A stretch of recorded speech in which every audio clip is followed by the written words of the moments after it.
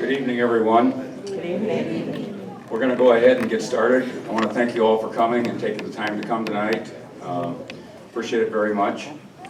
Before we get started, I have some housekeeping items I'd like to discuss. One, obviously, is everybody's cell phone. If you could either silence it or put it on vibrate, it would greatly be appreciated. And I already made sure I did mine, so I wouldn't be the one that was at fault. So if you could do that, appreciate it. Restrooms, if you go out the door and to your right, there's restrooms out there. Charlie is going to speak for about 45 minutes or so, and then we'll take a brief 5 to 10 minute break, and there's refreshments in the back. Help yourself at that time with refreshments, and then after the 45-minute break, we'll go back and have questions and answers. So he'll answer the questions and answers until either one or two things happens. Either he gets tired or nobody else has any questions. So don't be afraid to ask. Bring a microphone around to anybody that wants to talk so everybody can hear what the question is, and then Charlie will answer it. The sign-in sheets that we had in back, just want to give you a little bit of overview on those. Those are been asked for us to get your name and address and phone number if you so desire. It's going to be Charlie's helpers. Charlie's helpers are people that help Charlie with his mission, because he doesn't have time to do everything. And he'll take those and we'll send them to his assistant, and they're designed to help us form either storm dinners or prayer groups as things get more intensified, and Charlie will outline that later in his talk about that. But people that want to get together and form either storm dinners or prayer groups, or get together as a sport group, that's what it's intended to do. They're going to take it and call people and ask them if they have an interest, and then put them in contact with other people in the area that have that. So if you didn't get signed up and you want to sign up, we'll have somebody at the back at the end of this that can still sign you up if you'd like to. So as we get started, in order to help us direct how Charlie is going to have his presentation tonight, how many of you are really familiar with Charlie and have followed him at any length? Can I get a show of hands? Okay. How many of you know very little about Charlie or are here out of curiosity? Okay. Well, that gives Charlie a pretty good idea. Okay, thank you for that. Charlie Johnston is an ordinary person, just like you and I, except that from childhood, Charlie has received messages and visits from divine entities. In his presentation, Charlie will give you the details of his story, his discernment that the visits were divine. Charlie will also give you his message and his mission. But for those who are unfamiliar with Charlie, I will give you a brief overview so that you can put his talk in more perspective. Charlie was born in Alabama to a devout Pentecostal family and then raised in Illinois. With the exception of an occasional visits from heaven, he had a normal childhood and adolescence. He went to college, got married, had a family. He worked as a political consultant, radio talk show host, and many other business endeavors. In the course of this, Charlie was drawn to the Catholic Church and eventually converted. This is not to say his path was an easy path. Charlie had always been told that the world was moving further from God and was becoming more deceived by Satan. God was going to allow a great storm that was designed not to so much to punish, but to redirect or refocus mankind back to God and salvation. But the storm was not going to be easy for anyone. Charlie was told by his angels that God has worked for him to help people through the storm if Charlie would accept God's mission. Charlie's mission is hope, not fear. But hope in that God has a plan, and that we should have faith that all will be well as we inspire hope to others. For more than 20 years, Charlie has been guided through this by not one, but 3 spiritual directors, all priests who worked in cooperation with each other and who have helped him discern the meaning and the nature of his messages. This past year, the Archdiocese of Denver, Colorado, and Archbishop Aquila thoroughly reviewed Charlie's case, including the volumes of letters his spiritual directors had saved. The Archdiocese found no conflict with Catholic teaching in the things that Charlie has done and said, and therefore did not restrict his content. Nor were Catholics who listened to the message restricted to listening to Charlie. While the Catholic Church never endorses a seer until after the messages cease, and Charlie's messages are ongoing, this finding by the Archdiocese means that there is no harm in listening to Charlie with prudence. Further, there is no error in his message or recommendations from a Catholic's theological standpoint. In short, you can discern the veracity of Charlie's messages for yourself. Even though he was under spiritual direction for almost 2 decades, it was not until later in 2012 that Charlie went public with his message. Prior to this, Charlie lived a 3,200-mile pilgrimage throughout the United States over the course of 18 months on foot. Consequently, it has only been for the last 4 years that he has reached out to the world through social media and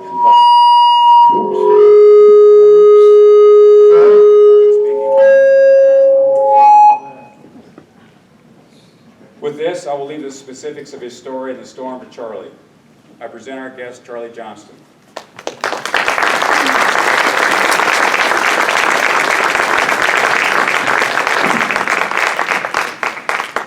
Is this working? No. Well, now it's working.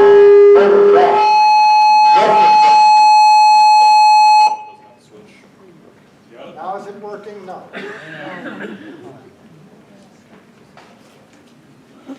All right, give it a shot, Charlie.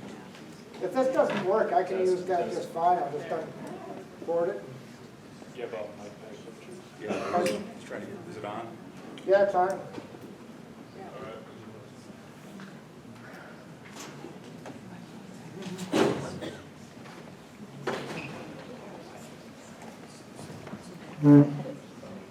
Please hold on. We're having technical difficulties.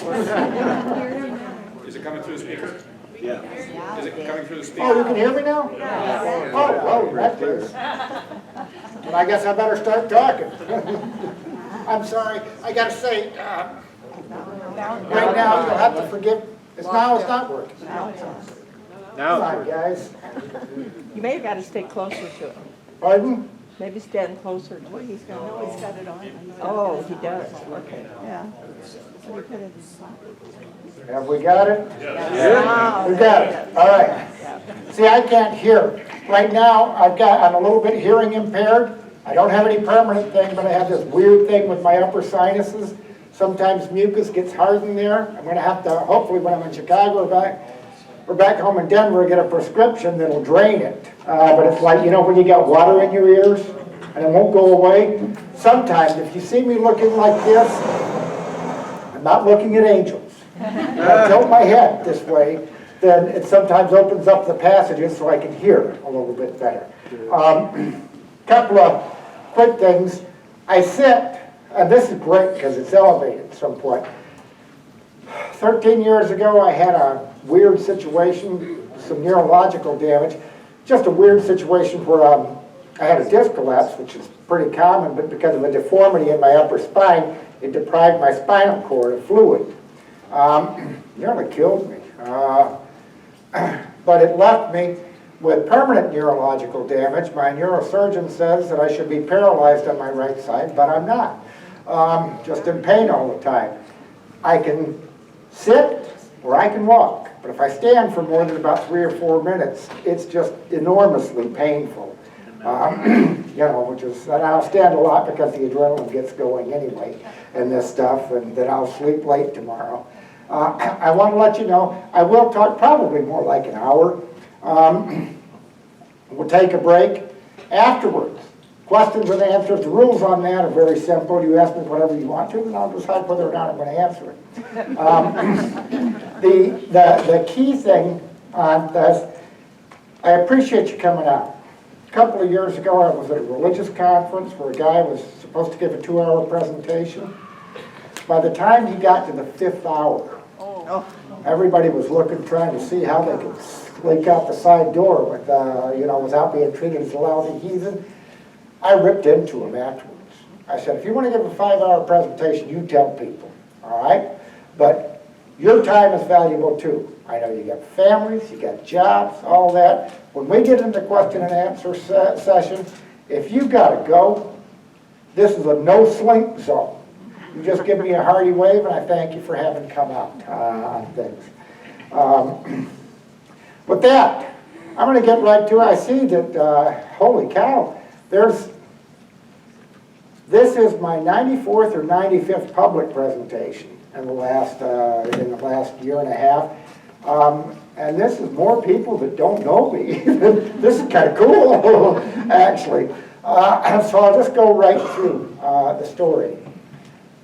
First of all, people ask me sometimes, when did visitations start with me? Visitations have been going on all my life. All my life. I mean, it's like asking you, when did you meet your mom and dad? And that. What was strange was, I was 7 years old, I was in second grade before I realized how weird this was. You got to understand, I was raised by Southern Pentecostals. And if any of you know some Southern Pentecostals, wonderful people. They're always saying, God told me this, and God told me that, so there didn't seem to be anything unusual about it to me.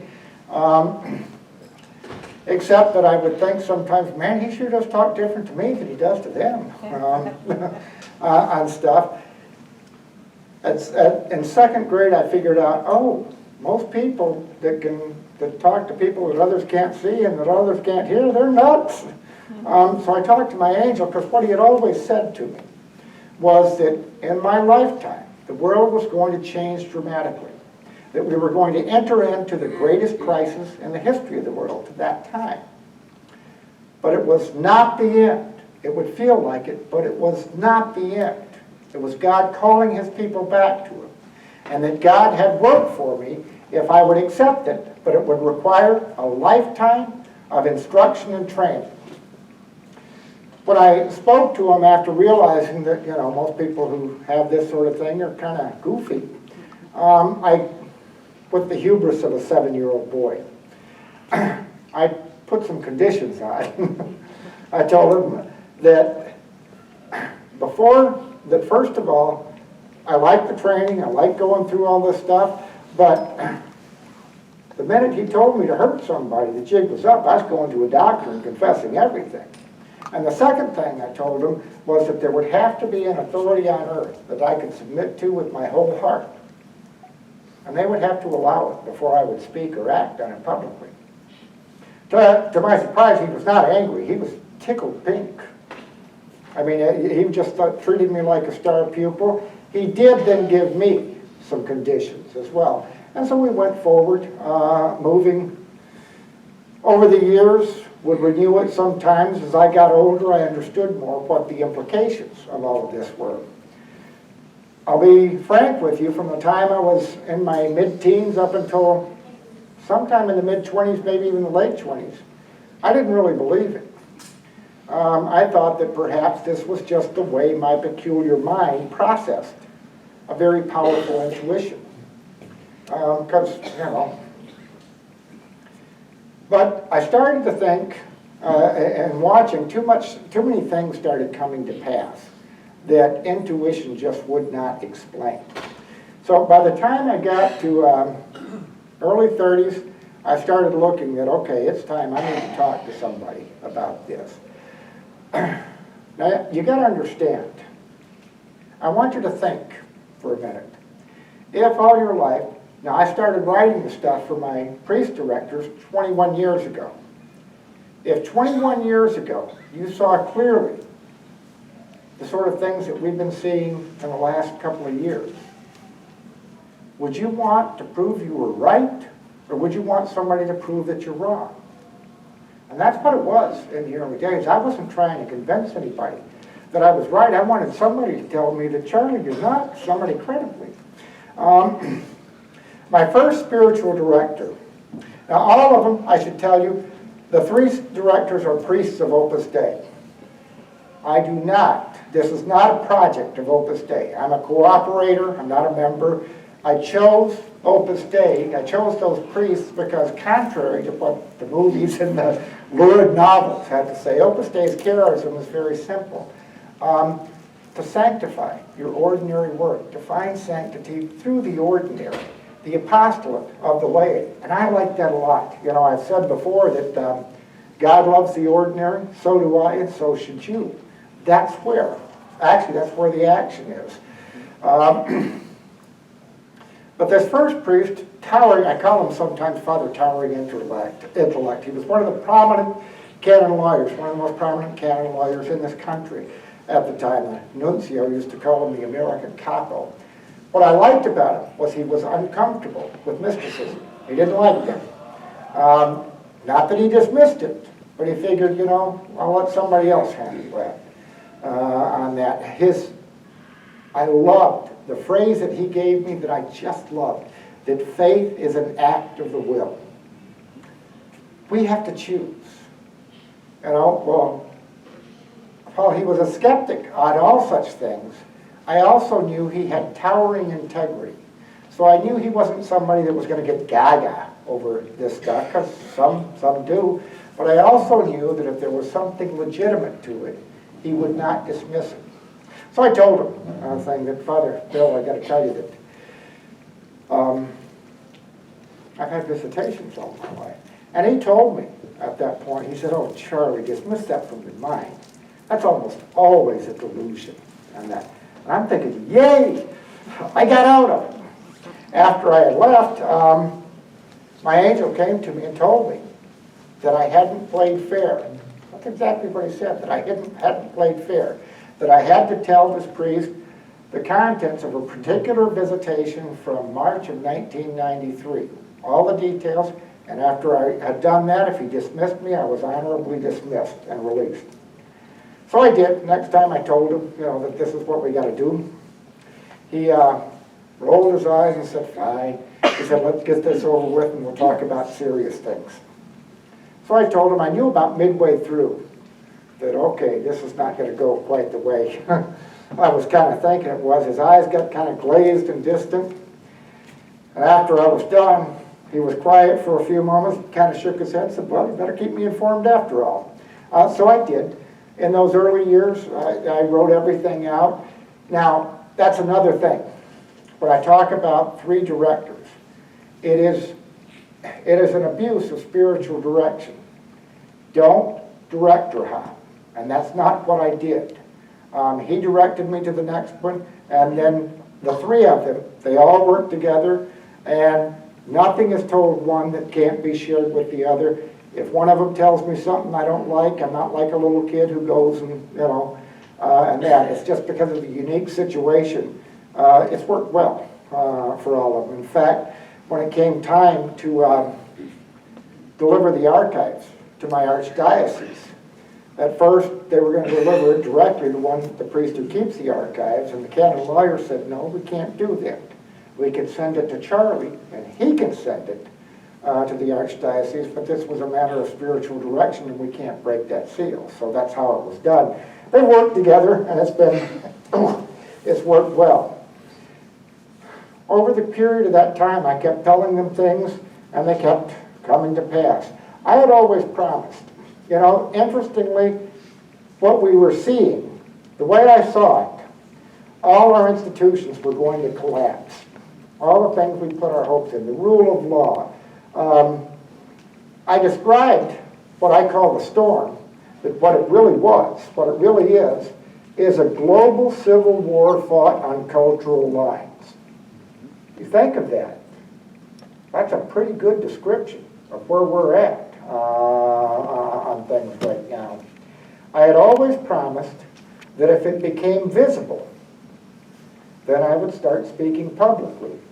I would start speaking publicly on God's behalf to give comfort to his people and help everybody to endure to the shore of rescue. Three prime duties. One, to defend the faith. Second, to hearten the faithful. And third, to defend the faithful. Last year, you know, it was kind of interesting. Last year, the reason I started going around, the website went global within 6 months, and it's been huge. Last year, I had on December 20th of 2014, I had a visitation. I saw demons spreading across the world, creating divisions in family, creating divisions among friends. I saw that real persecution was going to break out in this country, as well as throughout the world, and that Christians were going to be marginalized. I'm giving you a very close synopsis of it. One of the things that I thought about then, I didn't plan to travel. I mean, because there's nothing really that I say here that you can't get from the website. But I did start thinking a lot. One of Satan's greatest tools is isolation. If he can isolate you, you're close to despair. He can, cull people from the herd, as it were.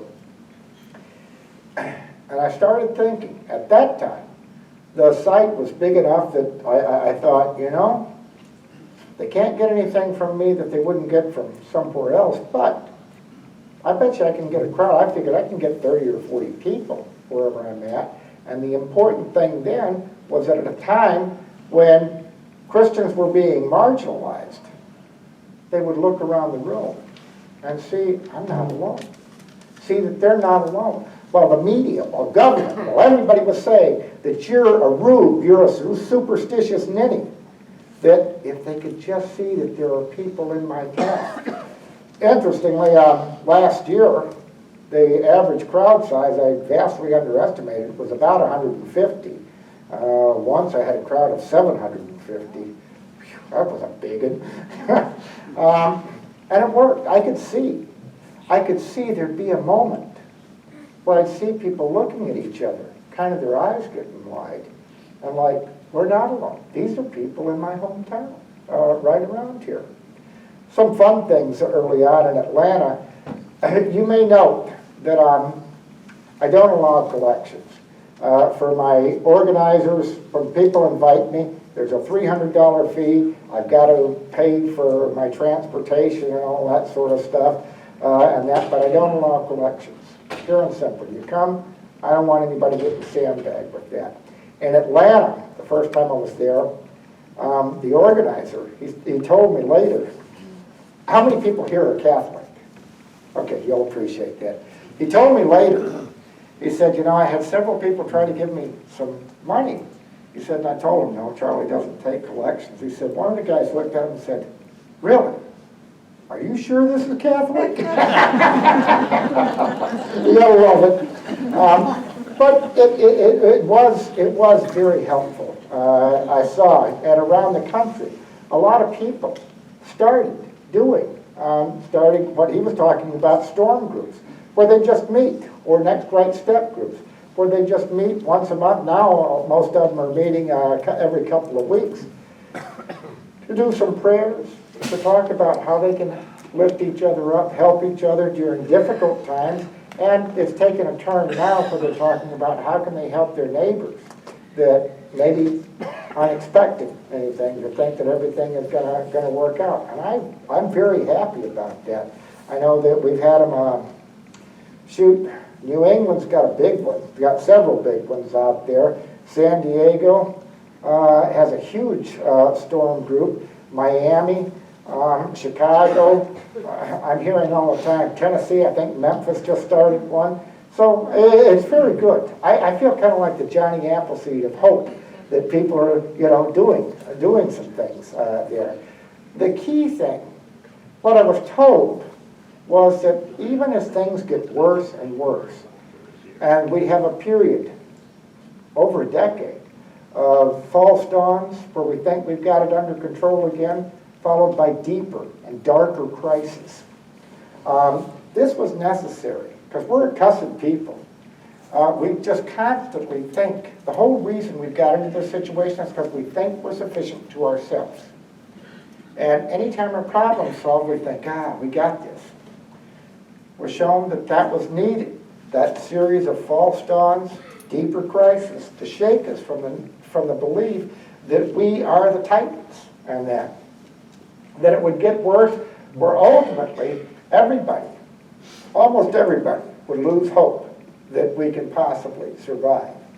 And then late in 2017, Our Lady of the Immaculate Conception would be sent to rescue us when we thought it was over. Now, if that doesn't raise some red flags for you, it should.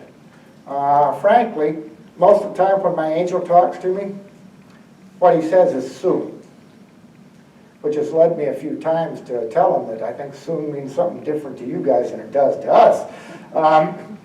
But he ordered me to tell everybody that, late in 2017. I've been obedient, but I've wondered why.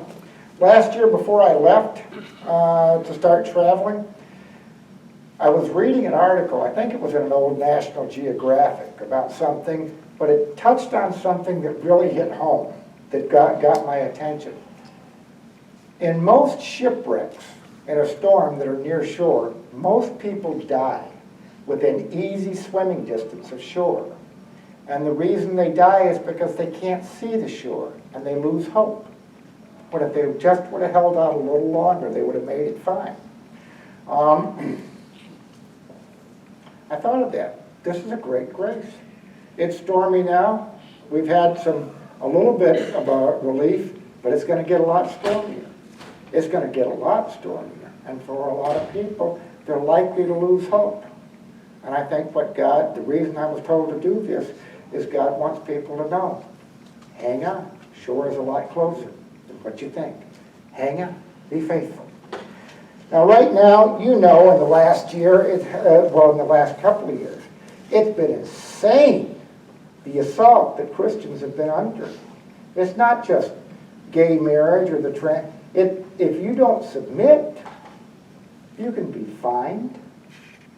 You can be bankrupted, even jailed in a few cases. Back this spring I was looking, did you know, as of this spring, 1,200 Christians had been fined for refusing to provide services to same-sex marriages. You do not have to agree with me to be my friend, but you have to respect my conscience as I respect yours. Why in heaven's name does the government want to try to force nuns to pay for abortions and contraception? Where did that come from? I'm not interested in using government power to try to force gay people to tithe. We don't try to impose our will, we want to live our lives on things. It's a very strange period of time. And I think last week we dodged a bullet. I mean, certainly Hillary Clinton was a unique threat to foundational freedoms. You can like or dislike Donald Trump. I was not his biggest enthusiast. But Hillary Clinton made it clear, publicly and privately, she wanted to outlaw any authentic expression of Orthodox faith. She told churches bluntly that you got to change your attitudes or you're going to be banished. She wanted to stop freedom of speech. Your only freedom of speech was to agree with her. She wanted to stop freedom of assembly. We faced a unique threat. Now, when people talk about how wonderful it was that Donald Trump was elected, and there is a great deal of relief, frankly, I think last Tuesday we've had the evacuation of Dunkirk, which was successful. We're not going to have a full-scale assault on us, but man, we got a lot of work ahead of us.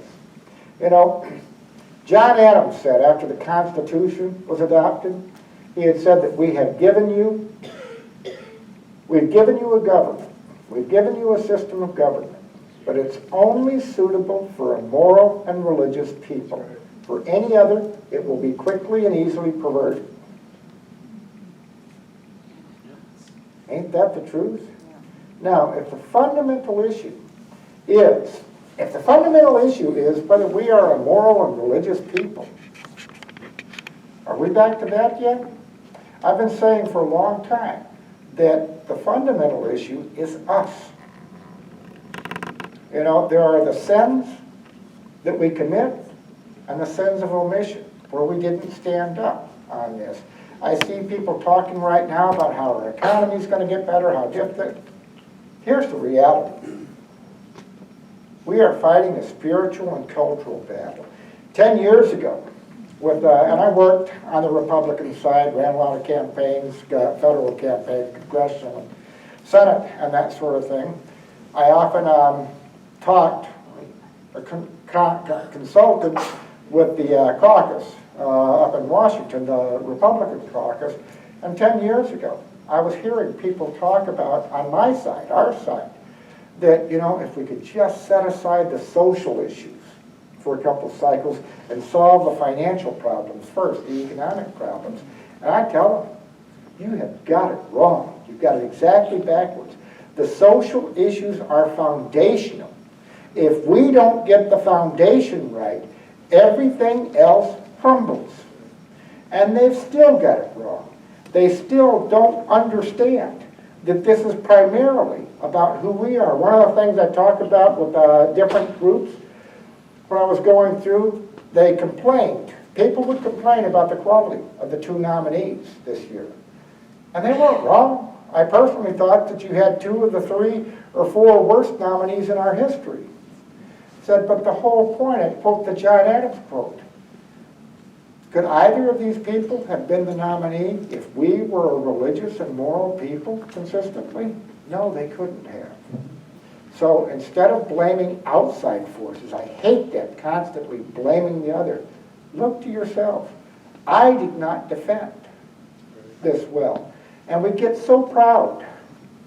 I'm going to veer off for just a second. Are you all familiar with David Delighton, who did the Planned Parenthood videos? David and I are very close. We've been good friends for a while. I was in Napa, at the Napa conference, at a presentation that David and Lila Rose were doing.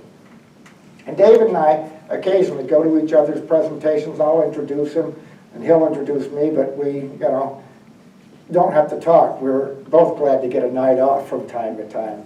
But I was at this conference, and some of the folks there my age, they started telling him what he should do to be more effective and where he had made his mistakes. And I was starting to get hot, so I went ahead and raised my hand to Charlie. I said, well, I want to say, David, you in particular, and Lila, and what you've done, they're both 27 years old. Said, you struck the biggest blow against the culture of death of anyone in my lifetime.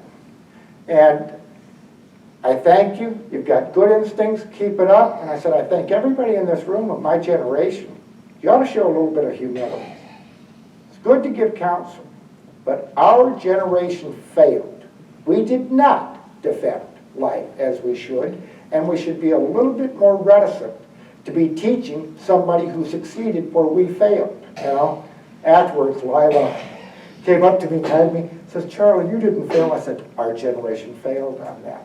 Period. So these are things we have to become a religious and moral people. We are in ugly times. A couple of things. I'm going to tell you later about a few stories from my pilgrimage, but there's a couple of things that I want you to know about. 2 things that I think are important. I'm going to jump in before I go into how do you live in these times in order to help facilitate the rescue. First of all, one of the things that I've always been shown was that the storm itself, one of the fruits of it, will be unity again. During the storm, we are to treat all fellow faithful Christians and Jews as full and equal partners in the work. There's no junior partners here. And that all people of any faith of goodwill as true neighbors, that God himself will see to the unity. Now, sometimes people get the idea that because I'm Catholic, that must mean we win.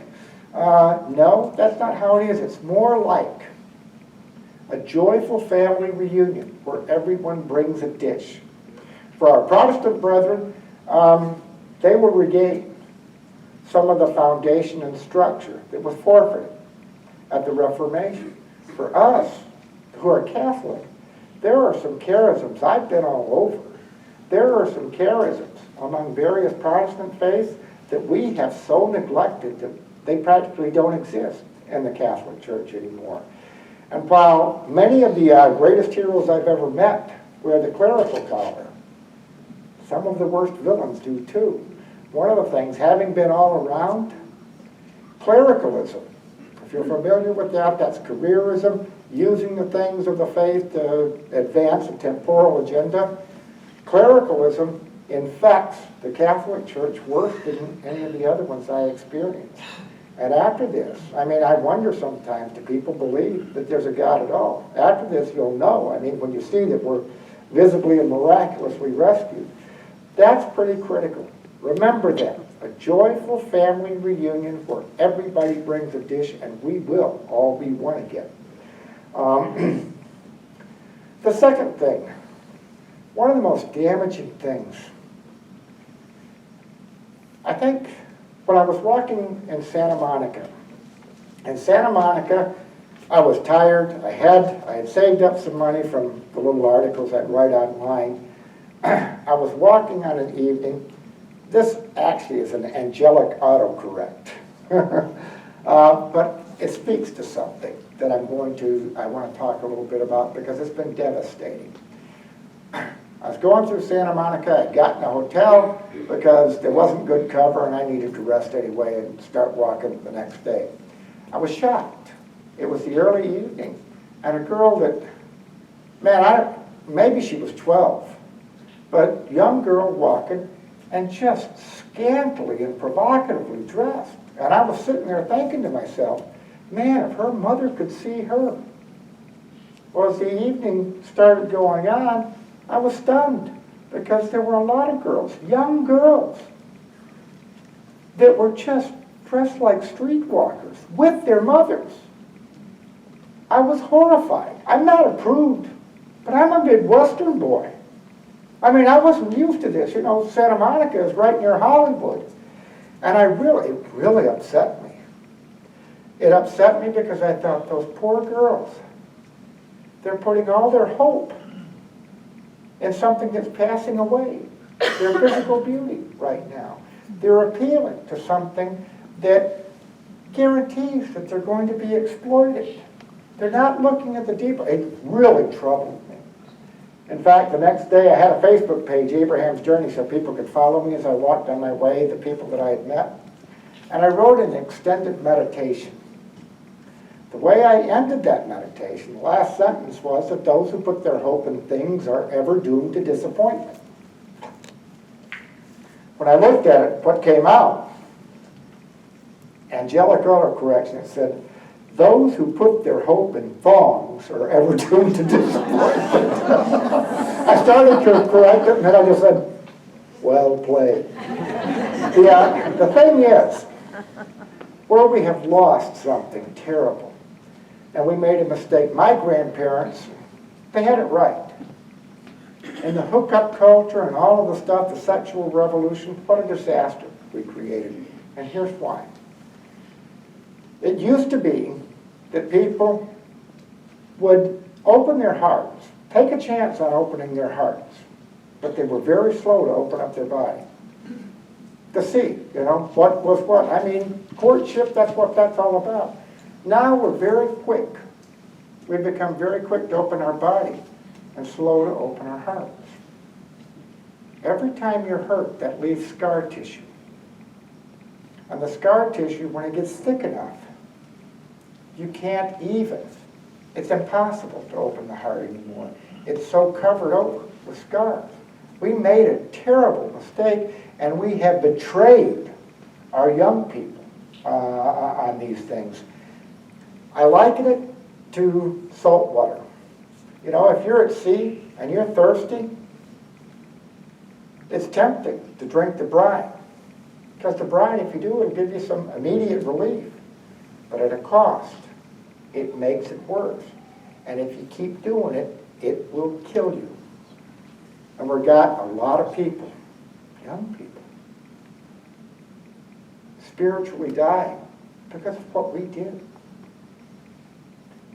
The instinct is very powerful, but God made it powerful so that we'd open up our hearts to each other.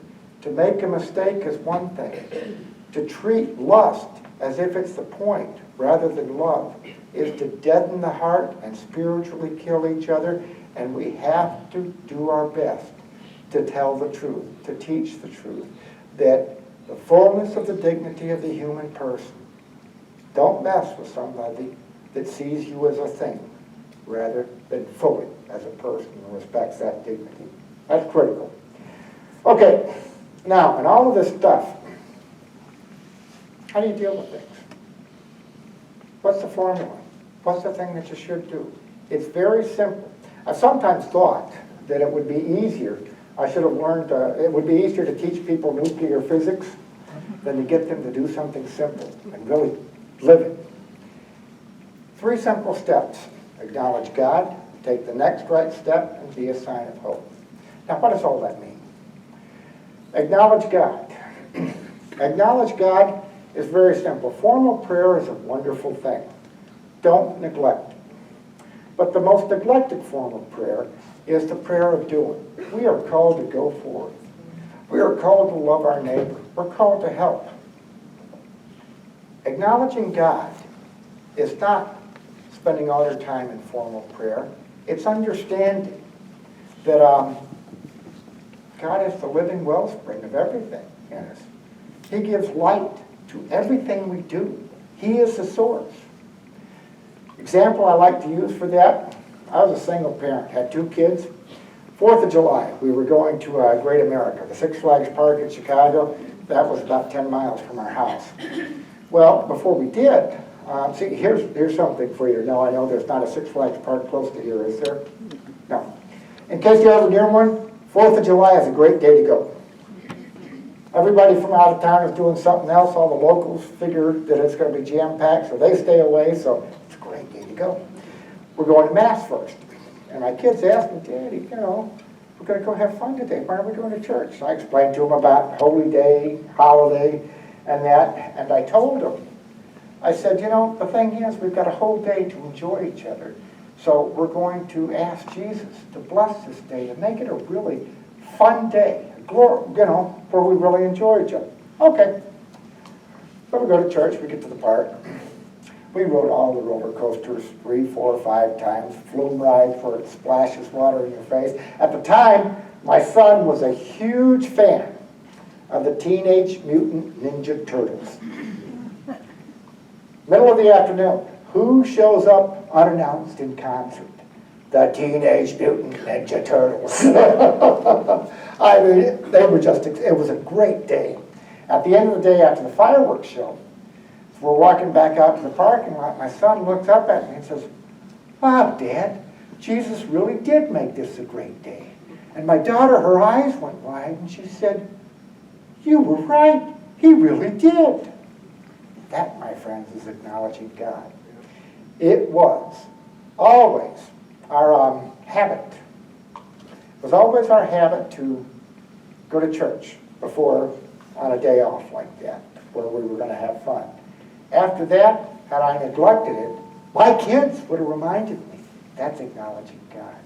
Spread the joy. Live joy all the time. And trusting God.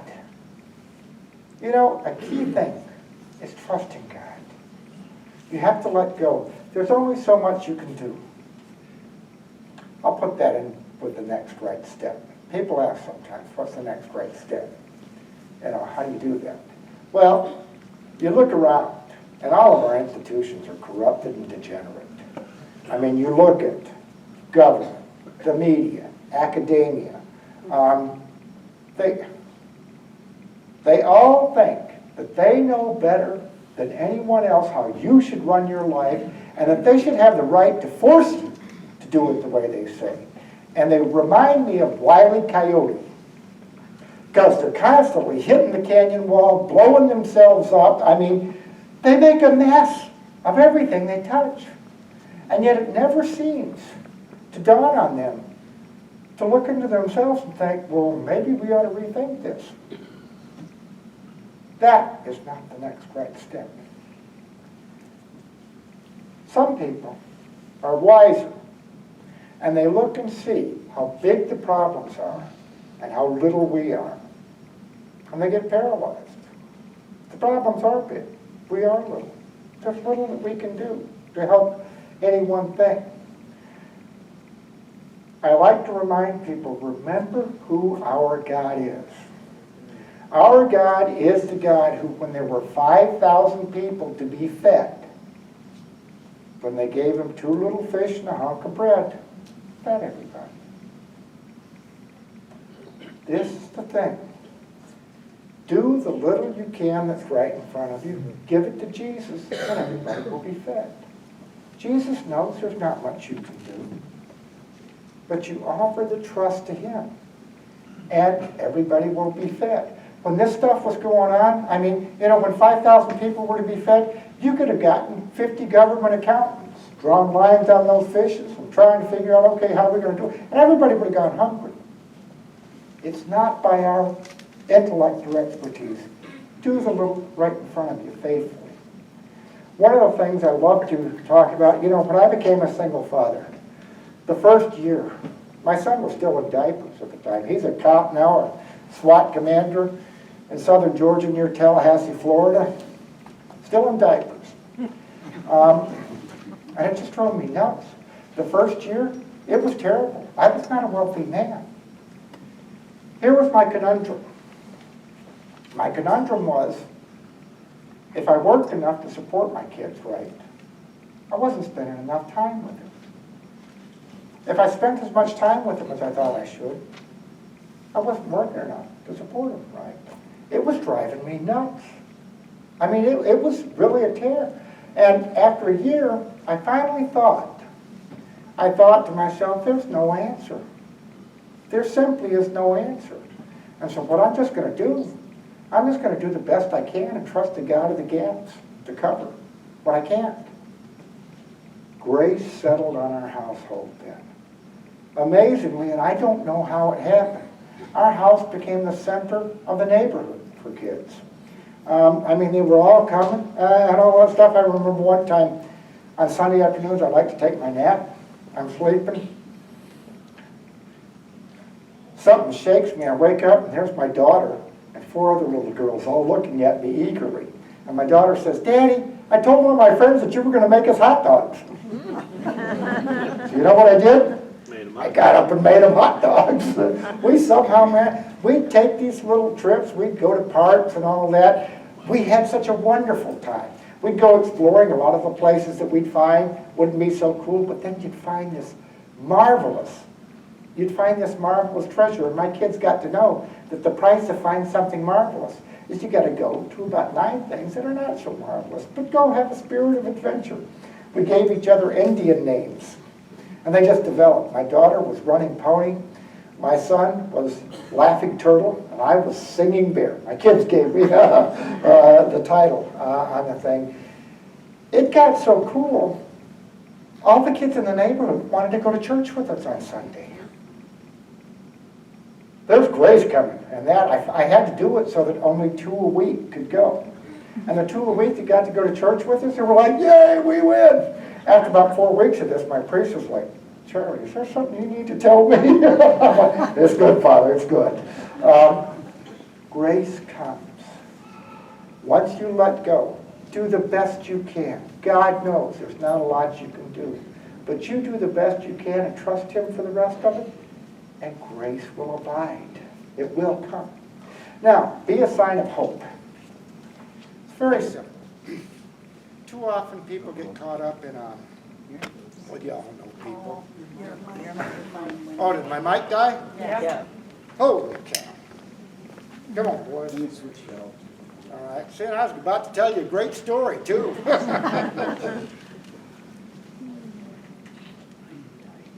All these technical difficulties.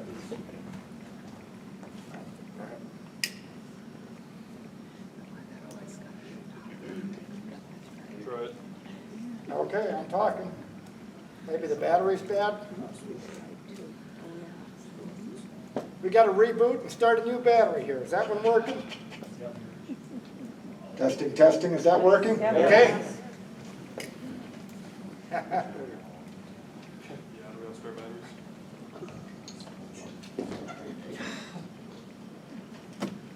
It's always good to have a spare tire when the old one goes down. Being a sign of hope. We all know people who, well, let go. We all know people who, they'll talk about how they want to feed all the starving children in Africa. They want to save the whale. They want to save the blue-bellied worm on that. And yet, they don't notice when their neighbor's hurting. That is not charity. That is not kindness. That's not being a sign of hope. That's pure vanity. They're dreaming of the statues that will be built to their nobility. They're not really concerned about the people around them. They're concerned about self-actualization. They're like the Pharisees that Jesus condemned, who every time they give a little contribution to the temple have people going sounding trumpets before them on that. They have their reward. I like being a sign of hope. One of my favorite examples, when I was walking, I was in Greeley, Colorado. See, I carried a 75-pound pack. It was a hot day. I got to a construction site.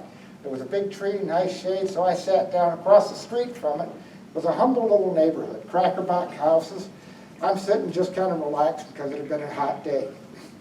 About 6 or 7 minutes after I did, this Mexican man and his daughter, maybe 10 years old, they kept walking across the street. His daughter had to translate for him because he didn't speak English. What they had for me, 2 freshly made fried burritos and a can of orange soda. Now, that's a sign of hope. They had no expectation that anyone would ever notice anything. They weren't going to get any reward out of it. They saw an old guy that looked like he was kind of tired, maybe a little down on his luck, and they figured, what should we do? Let's make him some burritos. That's being a sign of hope. Don't neglect yourself, but get outside yourself. When you get into your head and start worrying too much about, am I doing the right thing or am I not? You're close to despair. Get outside your head. My mother struggled all her life with depression and was with prescription drugs at times. And it would be miserable for her. Interestingly enough, when they moved back to Alabama back in 1979, my dad and I was wondering whether she was going to make it or not because it had been a prolonged period. And she went back. When they went back down there, well, they got some farm animals. Instead of living in a suburban area, they got some farm animals. They got a cow. Mom started having to get up to milk it at 5:30 every morning. She didn't do that out of a sense of duty. She had a big heart, and she had read that if you didn't milk the cow at certain times, it would hurt the cow. And she couldn't bear the thought of that cow being in pain because of her neglecting what she could do. So she was faithful and steadfast in that. And within a month, all of a sudden, joy sprung up again. She came out of the funk. And I'm telling you, it was getting out of her head. Quit worrying so much about yourself. Quit worrying so much about whether what you do is right or not. Don't neglect yourself. But reach out to others. And if God could bring that joy back for a cow, imagine how much He'll do it when you care for those around you. You know, and when I say it, I'm very careful to say don't neglect yourself. Because God saves from martyrs. From martyrs who always say, I've done so much for you and this is the thanks I get. Don't do that. Just do it quietly and do it and care. You see an old lady across the street whose porch is falling apart and she can't fix it? Get a couple of buddies together and go help her. It's very simple. If we care for each other as loving brothers and sisters, you don't have to. You simply don't have to cultivate joy. It springs up like a field of dandelions after a spring rain. It will just be there. I want to tell you a little bit about my pilgrimage. From February 11th, 2011 to August 21st of 2012, I walked across the country. It wasn't a particular route from here to, it wasn't from coast to coast.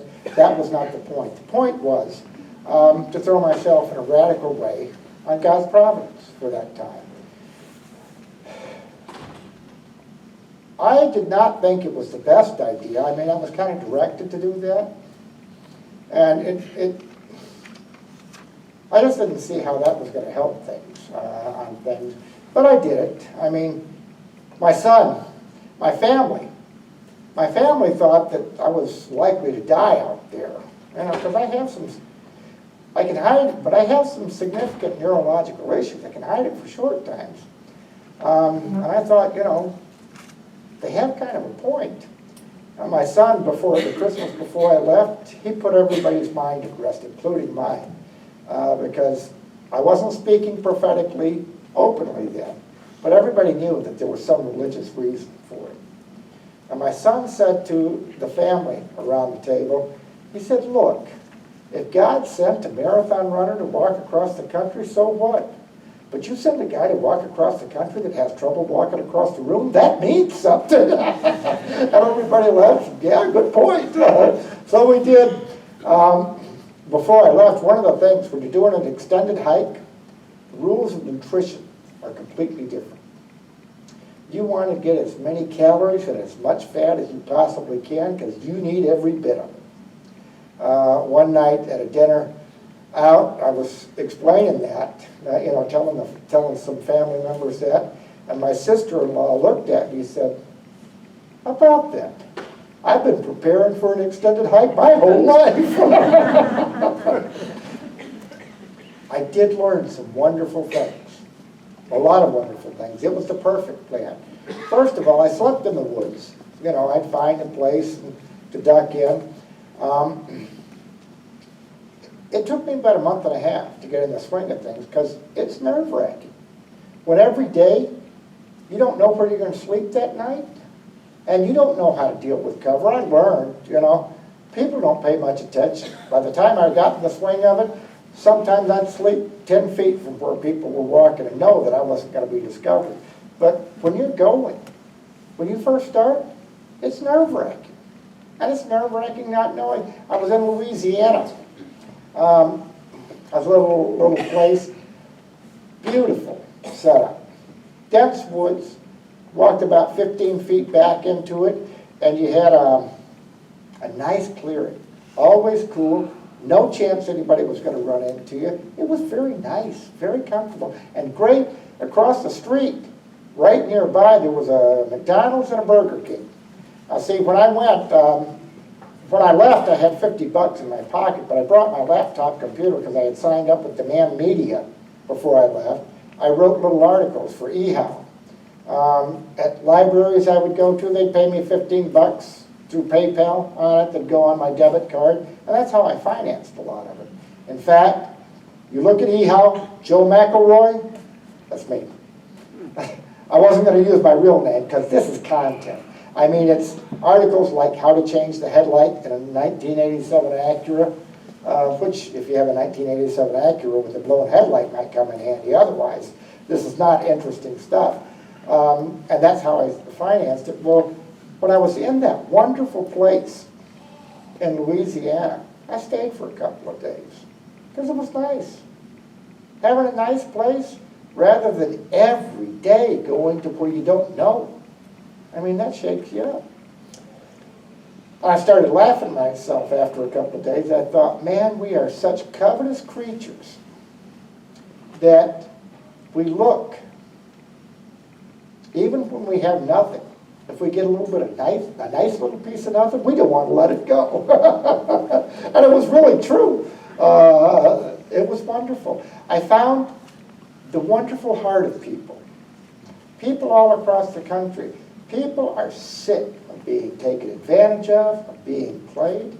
I mean, I frequently get asked, well, who are you walking for? I'm walking for me. You know, well, what organization are you raising? I'm not raising money for anybody. I'm walking. When I told people that, when they realized that I'm serious, they'd fall all over it, wanting to invite me to stay the night, to trying to help. I found that people are not just willing to help, they're hungry to reach out to each other. Our hearts reach out to each other. It's the same thing when everybody's got a marketing angle and all that. People get tired. They're weary of that, but they want to show the goodness of their hearts all across the country. Couple of quick stories, but I gotta tell you, I presume that most all of you are Christians here, probably all of you. I always love, the government says that when you're giving assistance or help, that you can't talk about the faith. They block the faithful for doing that because it's an intolerable burden on the recipients.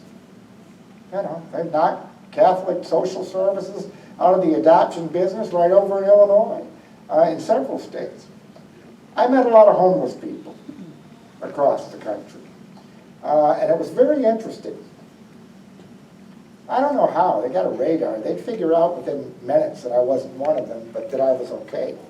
I come into a city, and they tell me, you know, okay, you can get a sandwich over here from the Baptist, you can get, you know, if you gotta have a place to stay at Spring, you can get a cot over here. I mean, they tell me for everything. I noticed that they always told me, but don't go there, that's government. Consistently, all across. And I started asking around San Antonio, started asking people. One guy, they all said the same thing, but one guy said it most eloquently. He said, well, you know, you go to the Baptists and get a sandwich, they want you to sing a little song about Jesus, and then they leave you alone. Go to the Catholics, you need a bunk for the night, they want you to read a hymn or a psalm or something, they leave you alone. Said you go to one of those government offices, they want you to fill out 15 pages of paperwork, and they never leave you alone. And I just laughed because, contrary to what they say, for the people that are actually receiving it, they don't mind talking a little bit about Jesus. They consider the government standards to be the intolerable burden. You're okay. It's the government that's the intolerable burden on them. Even for the folks that are there. It's amazing. A couple of quick stories on that. Just how people's hearts reach out to each other. Laurel, Mississippi. I like my coffee. I love coffee. I often, it's the last thing I have before I go to sleep, a cup of coffee. In case you don't know, when you're walking, sleeping in the woods, you don't get a lot of coffee. When I start out in the mornings, when I go in the mornings, if I came to a convenience store, I just loved it because I'd get some coffee. Well, coming into Laurel, Mississippi, I was coming in from the northeast, and I see in the distance a convenience store. I'm like, yes, coffee, yes. You get a little closer, I see it's got bars over all the windows, and it says liquor. Well, maybe it's a combination. So maybe it's a combination, coffee and convenience store and liquor store. I get up, score, it was. Half liquor store, half convenience store. I got my coffee. I got my pack on my back. I'm standing in there, and there was a lady in her late 60s in front of me. She was not unkind. She was very kind. She looks back at me, and she says, "Are you walking by yourself?" I said, "Yes, ma'am, I am." And she says, "Well, make sure you're out of this part of town by dark, because this is not a safe place for a white man to be after dark alone." And I looked at her, and I said, "I will fear no evil." What I often said. And when I'd say that, I'd be praying that God make it true, because I'm feeling a little bit nervous here. And she looks at me, her eyes got wide, and she said, "Are you walking for God?" I said, "Yes, ma'am, I am." She said, "Oh, let's pray together." So she's got her Quart of Miller in one hand, takes my hand in the other, and said one of the sweetest prayers of protection I got the whole way walking across. It was beautiful. Hearts reach out to each other. In Ventura, California, I was about to go up into Los Padres National Forest. Wilderness. It's a mountain range in Southern California. I knew I was going to be there for about 2 weeks, and it's going to be rough sledding. When you're walking, beautiful means hard. Hard means beautiful. I mean, you know, it's just tough. I found the perfect settings right across from a Wendy's, so I can load up on the fat and the calories the next day. Big, dense grove of pine trees. And when I stepped in, it was almost like a living room. It was an anteroom, and it was carved out. It was beautiful. I laid my bag down. I'm sitting there, I'm thinking, oh, this is perfect. And I'm reading. I always carried some paperback books with me. I'd swap them out in the libraries. I'm sitting there thinking it's great. I've just been sitting there for a little bit when this fella, a little older than me, comes walking in. He's carrying this thick, clear plastic bag filled with aluminum cans. I realized he was homeless and that I had taken his spot. I said, oh, I'm so sorry. I got up and started to put my bag, roll up my bag. I said, I'm so sorry. I didn't know this was your spot. And he said, I've got another spot. He said, you're already here tonight. He said, just go to the other spot tonight and come back tomorrow. You go ahead. You're already set up there. So we started talking for a few minutes. And as we were talking, he said, you know, there was kind of an invitation back there. He said, he said, do you mind if I leave my cans here, overnight? Well, no, of course. So he didn't have to carry them, taller than him. After we had talked a few minutes, he said, you know, as a matter of fact, if you're short of cash, the recycling center, and he gives me directions to it, he said, I can get more cans. People's hearts reach out to each other. You know, I didn't. I left him a thank you note for the next day.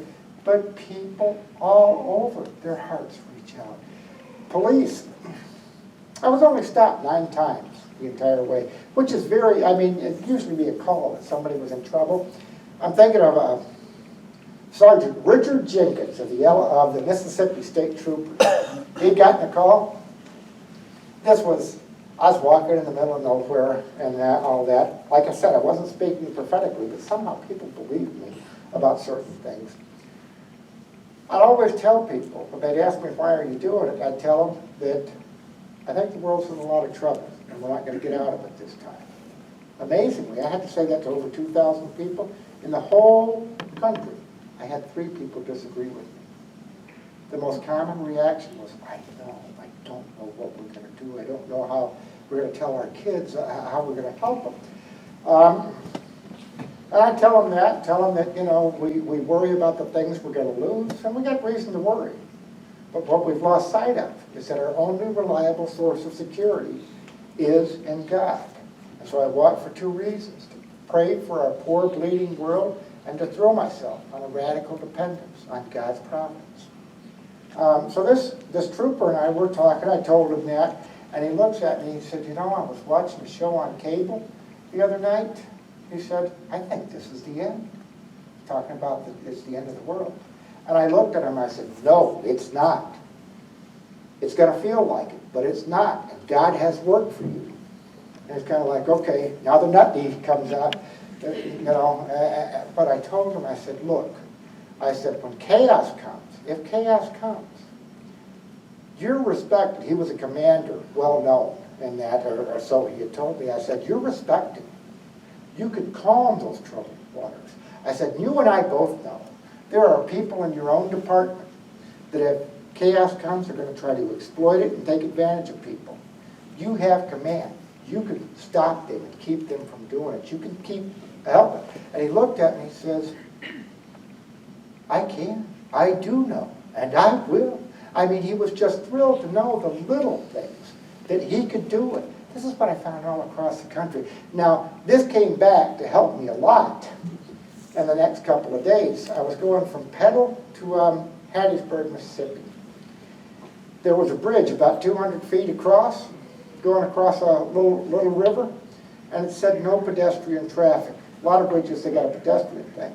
Well, I'm looking at my map, and I'm saying, I'm going to have to walk 7 miles if I don't take that bridge. 7 miles when you got 75 pounds on your back and you're walking, it's a lot, trust me. So I figured, okay, I'm going to take the chance. I'm only going to be on this bridge maybe 10 minutes. I took the chance. I go walking across, and midway across, when whoop, whoop, the sirens, and I'm thinking, I look around, Sergeant Jenkins, hey, Charlie! Hey, Sergeant Jenkins, it's good to make friends. I'm going to finish up with one story. There may be more in the questions and answer. This is not a pilgrimage story, but it's one of my favorite stories. Most of you haven't followed me, so you haven't heard this before. If you've watched the videos, you have. My sister used to be the assistant manager of a farmer's co-op in a fairly big farming county. Well, I was down there in Alabama, a lot of tomato growers there, commercial tomato growers. And I was in the town where she was at, so I stopped. I was going to chat with her and everything. When I went in, they were covered up with business. They had gotten 4 registers running. She had come out to run one of the registers. Every register had at least 3 people at it. At her register, the one she was running, the man second in line was just being obnoxious. Telling me, I'm one of your best customers. You need to get the, I mean, just being a jerk. And my sister finally looked at him and said, look, I'll get to you when it's your turn, and if you don't knock it off, you go into the back of the line. Puts his arms across, and he said, I've been praying for more patience. Things just pop out of my mouth before I thought about it. And that irritated me. I looked at him and said, don't you know when you pray for patience, God doesn't sprinkle magic fairy dust on you and make you patient. He gives you opportunities to be patient. So quit complaining and thank God for answering your prayers. He looked at me, his eyes got wide, and he said, you're right. I should have known that. I'm a preacher. So you never know when you're going to give witness. I want to end the formal part of the presentation by telling you one of the key things, one of the key tools of the devil is isolation and despair. Everybody here, except for the real young ones, everybody here, you've done things at times that you're not proud of. You've done things that you never thought you'd do. We're human. We mess up. And the devil loves to take that and create despair, where you stop going to church, where you don't go to places, do the things that you should, simply because you think, I'm not worthy to be in that company. You know, I'm not worthy. That's a tool of the devil. I want to tell you, God is not the least bit interested in whether you're worthy. He already knows with you that you're not. What he's interested in knowing is, are you willing? Will you stand for him, as St. Paul says, in season and out of season?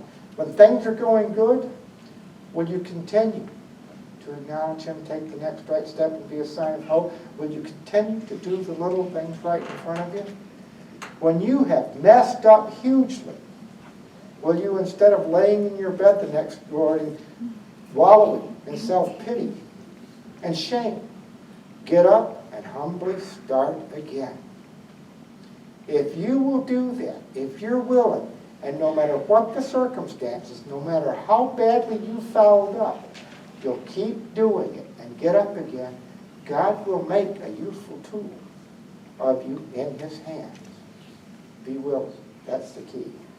I want to know, I guess they've got packets of the prayer cards back there. Full of Grace Supply House puts those prayer cards out. I did tell them, I know that what the packets are like $5 for 10. I did tell them to open some of those packets, put the individuals out. If you want an individual card, just grab one. I'll give that to you.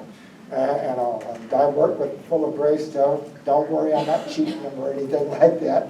That's agreeable. I would like to finish this with what I think should be the finish of every public assembly, because it's the prayer for our times. It's a prayer uniquely suited to our times, and that's the St. Michael prayer. Traveling across the country, and I've been every region in the country, everybody says it a little differently. Not to worry. It wasn't written in English.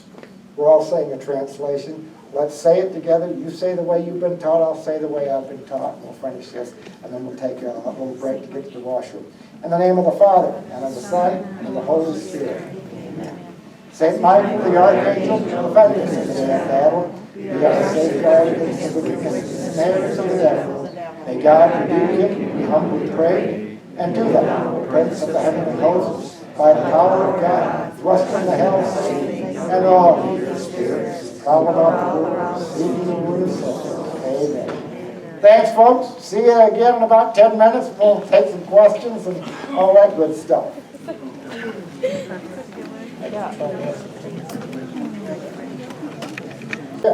I'm profoundly grateful that I had to go through so many, because I saw the real faith that is there. I saw the deep longing that people have almost everybody who's sincere, they want to worship God. And they've been taught a certain way. One of the big things with me, I converted when I was 34. One of the big things for me was I struggled with certain things. First of all, I'm very much a skeptical mystic, I suppose you'd say. I want the facts. I don't like Christian and Catholic urban legends. I think they do us a lot of damage on stuff. People make things up, make it sound like they want to see the miraculous and everything, and that allows the left to treat us as superstitious ninnies and ignore those things that are genuinely miraculous and unexplainable. But I saw the real heart of people. What I did was I had rejected my parents' Pentecostalism when I was 16. My parents were wonderful people. I didn't make a big deal out of it or anything. I just, in my heart, I had rejected it, and I wouldn't have anything to do with it. And with my other family members. But I started for a long time going to all sorts of different Protestant churches. And one of the things I found about Protestant churches, see, I would read the Bible cover to cover relentlessly. I wanted to see it with fresh eyes. The reality is we impose meanings on it sometimes, and we don't notice things that contradict us. I got to be honest, one thing, among Catholics, there's this idea that Protestants know Scripture better than Catholics. That's not my experience. Most Protestant denominations know certain snippets of Scripture, chapter and verse, that support their doctrinal emphasis. The whole suite, I'd say the ignorance of Scripture is pretty much universal on things. My thought was, just because a system is coherent, internally coherent, doesn't mean it's true. But if it's not internally coherent, it can't be true. So I'd go to a different Protestant church hoping that this would be my home, and I'd find the place where it sticks, where the pieces of scriptures that they ignored, that would seemingly contradict what they were emphasizing. I'd ask the preacher, how to deal with that. And once the preacher, if he looked at me puzzled and didn't want to talk about it, or he jumped me for daring to question a preacher, and said, okay, that's it. You're not the place. And I had actually given up. I read in the summer of 1990, I had been reading a lot of medieval, around the Reformation. I was reading Martin Luther, I was reading Erasmus, and I read St. Augustine's Confessions. St. Augustine's Confessions just bowled me over. Very powerful. I mean, I identified with him in a whole lot of ways, and he gave a prism for understanding Scripture that was powerful. One of the things that troubled me, one of the things that had always troubled me, was that Scripture, when you read the Bible, as far as from historical and scientific stuff, it does contradict itself. Now, I always believed in Jesus. I mean, I kind of had to, otherwise he might have given me the Gibbs slap on the back of the head. But I wanted either it all had to hold. St. Augustine, early on in his Confessions, he was writing in about 450. There was a lot less science and a lot less history around then. He chided those who treated Scripture as mere history or mere science. What he said was, it is the inspired Word of God. That lit a firework in my head. I started thinking that when we see Jesus, we see the personality of God. For the Father and the Son are one. Jesus often spoke literally. He often spoke in parables. Always he spoke to get the fundamental point across. I went back and looked at Genesis, because this was the thing I'd get. I would sometimes ask people, which did God create first, man or the animals? Well, the story of creation, as you may know, is not a story of creation.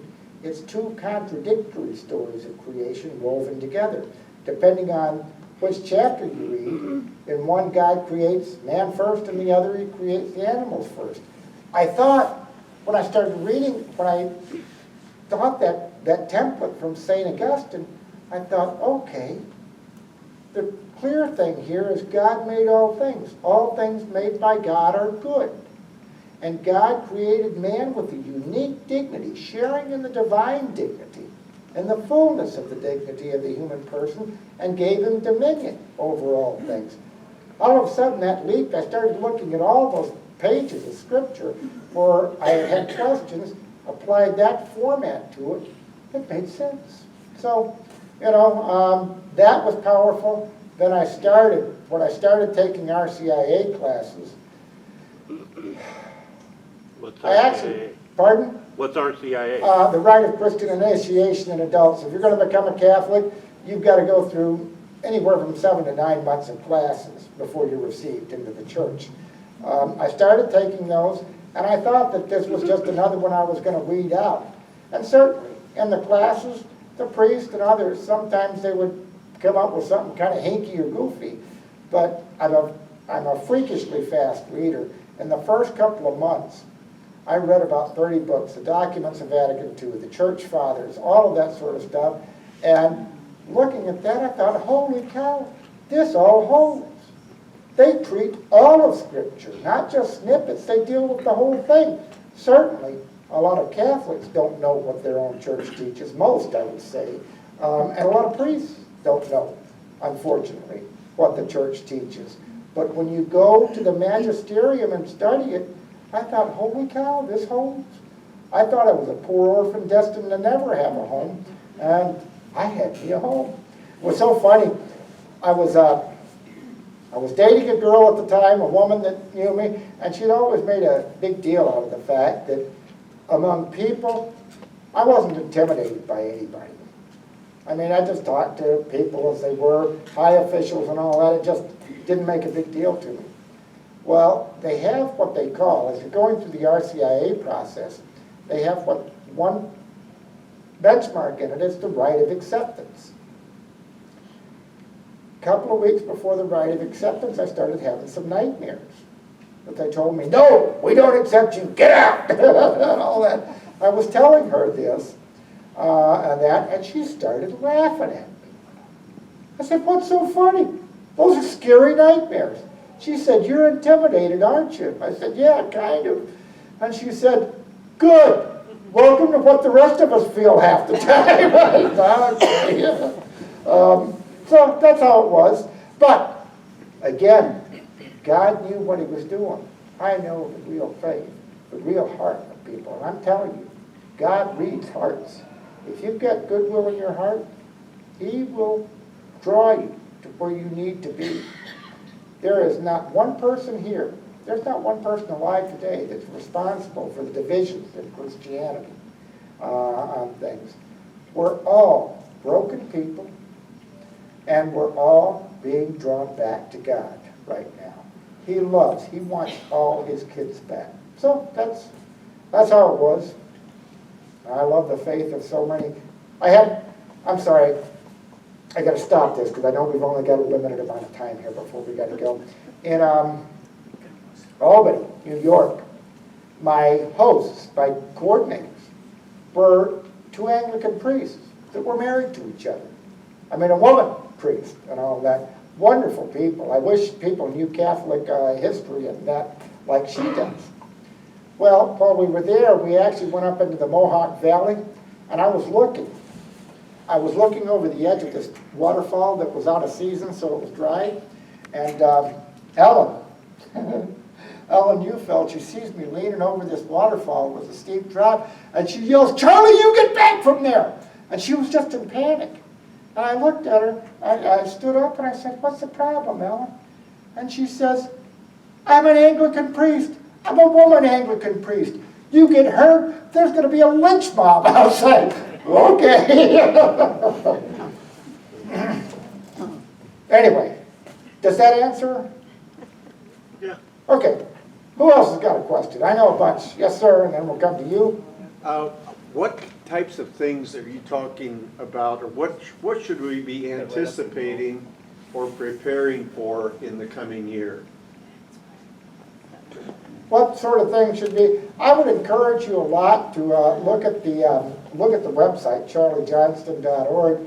But it's just already we've got most of it. The breakdown of the rule of law.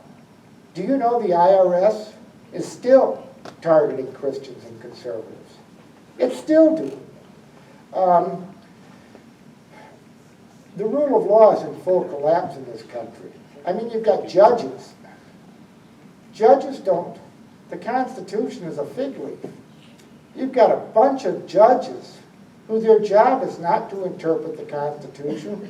Their job is to come up with some sort of halfway plausible explanation to why it doesn't mean what it says, plainly. The institutions are going to collapse. As far as our finances, our economics, I laugh sometimes when people talk about what we're doing is unsustainable. We are so far beyond unsustainable. The top financial experts and economists, they don't wonder about when we're going to have a catastrophic collapse. They wonder why it didn't happen at least 6 or 7 months ago. I mean, the bottom line on this stuff. So all of these things, and in fact, we need a collapse. We're so buried that if we don't have a reset, we can't get out of it. I used to like to give people, when I was going to college campuses, because people's eyes glaze over. They hear big numbers and they think, oh, they're big, but they're all close. I give them my million, billion, trillion example. I tell college students usually, for 1 million seconds to go by, it takes about 11 days. Knowing that, how long does it take 1 billion seconds to go by? Only twice were they ever given the right answer or anything approximating it. 32 years. How long does it take 1 trillion seconds to go by? 31,974 years. Now, people think that because back in the Reagan years we had some deficits, that we got past it. And so we should be able to do it now, too. In the Reagan years, it was the equivalent of getting 5 guys to move a couple of bags of bowling balls. What we've done now, you're asking those same 5 guys to move 5 Empire State Buildings stacked on top of each other. It's crushing. Do you know, Kevin Williamson was writing in the National Review that just for unfunded public pension liabilities, that alone, which is only a chip off the tip of the iceberg, it would require 2 times all the money in all the banks in the U.S. Do you know just in what we owe in this country, we owe more money than has existed combined in the history of the world? You don't get past that. If we try to lumber through, it's impossible. We've got to have a reset. Most of them, and I've been interviewed 4 times on different financial networks and magazines, because the top people say I'm the only guy that's talking about anything hopeful. All they see is collapse. I see reset, and that God has a plan for us on that. We have got more war. We've got more war to come. One of the hopeful things, Islam. Islam itself, most Muslim people, most people want to worship God in the way that they've been taught. That includes most Muslims. In fact, I'm convinced. I mean, the left is such a bunch of stupid idiots. And they are. I mean, they're so enamored of how smart they are, and they are the most ignorant elite class I know of in history. They're stupid. Most Muslims, I'm convinced, through the 90s came to this country because they wanted to worship God in the way they were taught, but they wanted to do it without the brutality and tyranny of back home. And then when we got our tolerant left, they empowered, in the name of tolerance, the very brutes that most Muslims came here to get away from. Now, having said that most Muslims want to worship God in the way they're taught, Islam itself is a satanic deception. It's not something where you can work through. I mean, You can go through it however you want to, but there's 120 passages. I read the Quran after 9/11. And the thing about it was, I was wondering, it wasn't the terrorist that shook me. It was the supposed moderate Muslim. I'm thinking, man, if a bunch of Catholics did that, I would expect the leaders to condemn it and to, say publicly that these people are outside the faith and they're in danger of hellfire if they don't repent. I didn't hear that. It's more like the street gang defense. You had all these moderate Muslims saying it wasn't us, but they wouldn't condemn the act. So I read the Quran and I was stunned because in Islam, in the Quran, you are commanded to kill the infidel. They are either to convert or die. The only wiggle room is how long you give them to convert. If you want, you can charge them heavy taxes without them converting. But it wasn't just that rape, torture, and murder were allowed. They were considered special blessings if you were raping, murdering, and torturing an infidel. There was no way to square this. Now, the hadith, which is commentaries on the Quran, these commentaries tried to square the circle somewhat. There are some people, some took a more negative thing, but they're almost like papal encyclicals, but there is no central authority in Islam.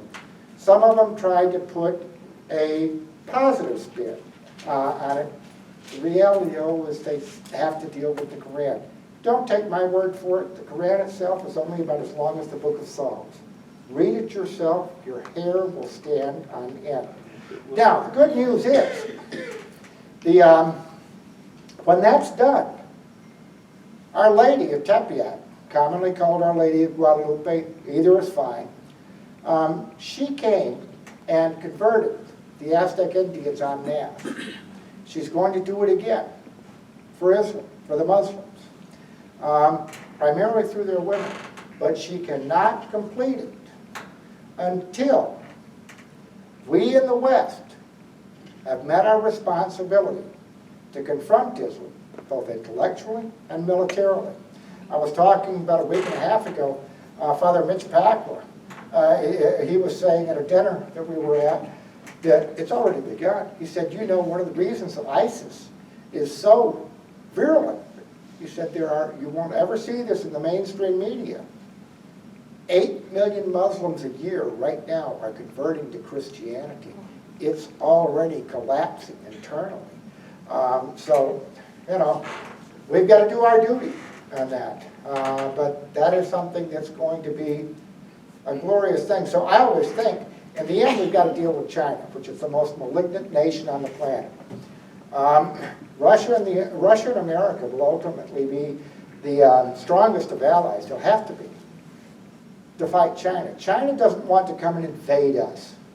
China thinks all the rest of the nations in the world are barbarians. It's only interested in getting territory around people. But China, besides forced abortion, China, vivisection of its own citizens. I mean, certain minorities, and I'm not talking ethnic minorities, but minorities in regions, they kill them and sell their organs. I mean, China is just, it's Satan's tool now. Now the Chinese people are many Chinese people are converting too. I love it because China keeps trying to stomp out Christianity. And we Christians are like cockroaches there. We keep pulling out. But we will have to confront that. And we're not going to prevail in that. We will endure. I'm not saying that we will lose. But that's what we're going to have to be rescued from. I want you to know, I have to remember that most of you haven't read me before. This storm that we're already in, and it's going to get much worse, this is not God's punishment on us. That's right. We have brought this entirely on ourselves, with our hubris, with our arrogance, with our stupidity on that. God has been restraining some of the consequences for a long time. He has lifted his hand to let us feel the consequences, to let us know. Do you think you're the Titans? Look at what you have wrought. But he is going to reclaim us through our Lady. And the reason he's sending Our Lady to rescue us, I don't know all the reasons why God does stuff. I mean, he doesn't explain all that to me, but I'll know some. You know, nobody knows the mind of God. I know two reasons why he's sending Our Lady to rescue us. One is that if our Lord was coming, this would be the end. And this is not the end. The second reason, many very sincere Protestants have a certain disdain for Our Lady. That angers our Lord. But he knows that they're completely sincere and they're dealing with what they've done. He knows that they're sincere, and so he knows when he sends his mother to rescue us, that she's the instrument. Most of those sincere Protestants will look and say, oh, he does honor her. And they will honor her as he does. And you will begin a real reconciliation. I'm sure he has hundreds of reasons beyond that, but those are two reasons that I know. Yes, sir. Do you feel that Trump will delay the catastrophe that's... No. Donald Trump, and I've warmed up to Donald Trump in the last few months. I think he's a better man than he's given credit for. I think he's a different man than he used to be on things. I wasn't worried about Trump in the end. I was worried about the left. They throw a hissy fit. For the last decade, they have no use. They haven't been successful at persuading anyone. Their arguments are usually a sneer and an insult. Not a great way to influence people and to win friends. What Donald Trump's victory did was it showed that there's life, there's spirit in America, that America is not going to take it for all. I fear, I know, that the left is planning right now how to upend all of this.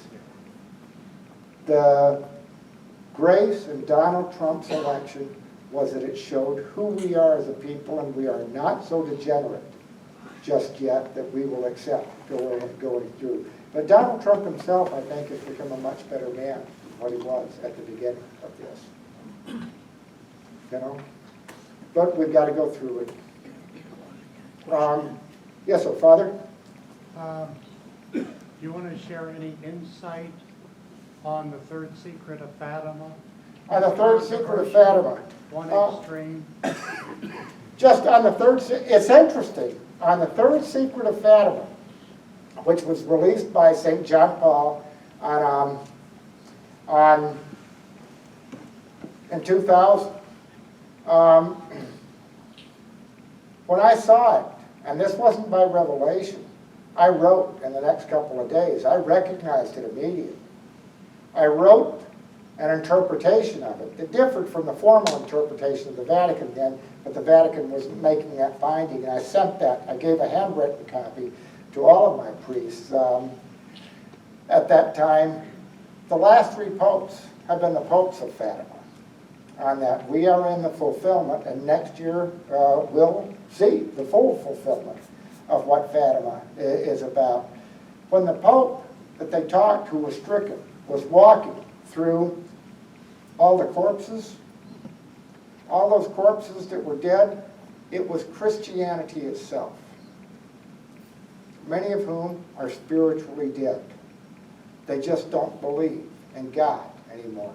I mean, all you got to do is look at Nancy Pelosi and Joe Biden and all that Tim Kaine, that reject all the tenets of Christianity while trying to hold on to the cultural thing.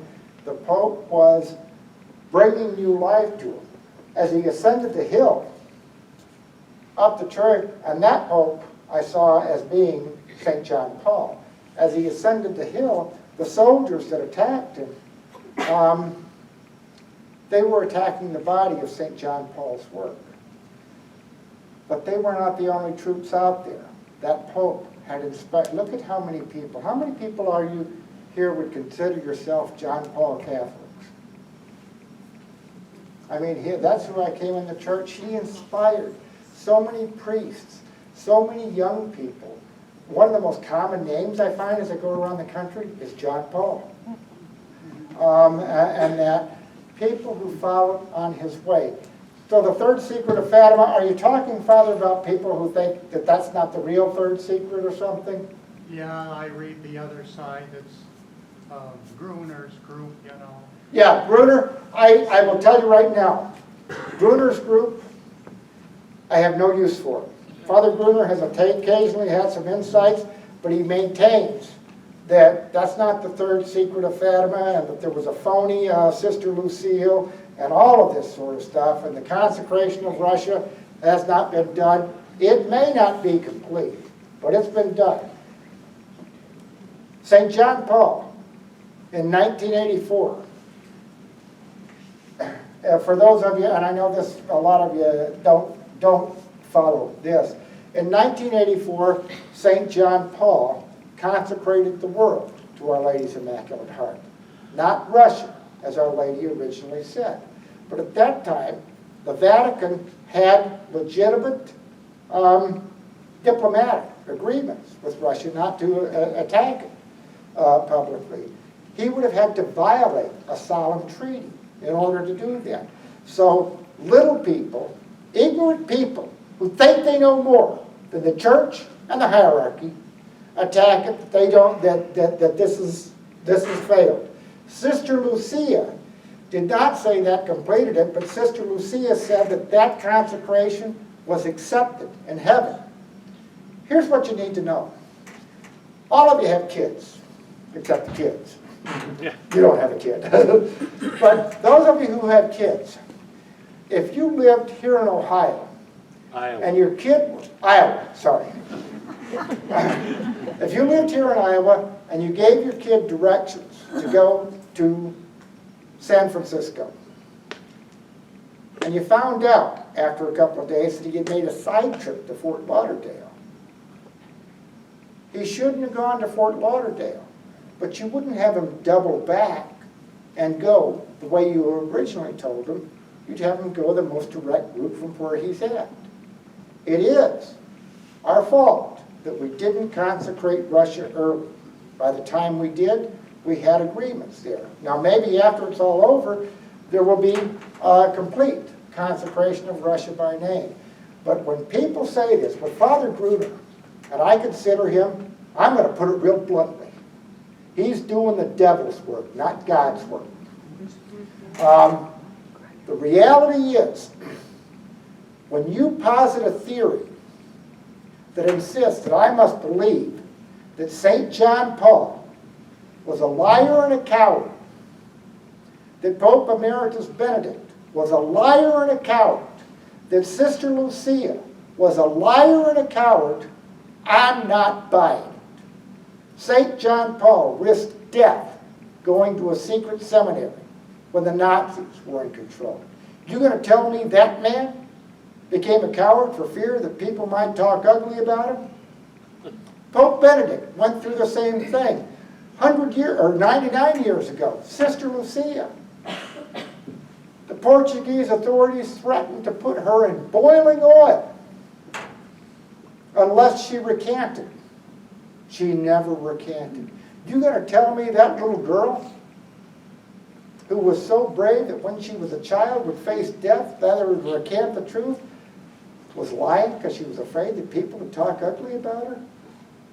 Father Gruner, quit doing the devil's work and repent. Here's the deal. When you start talking about the Pope and the hierarchy, there are people in the hierarchy that make mistakes.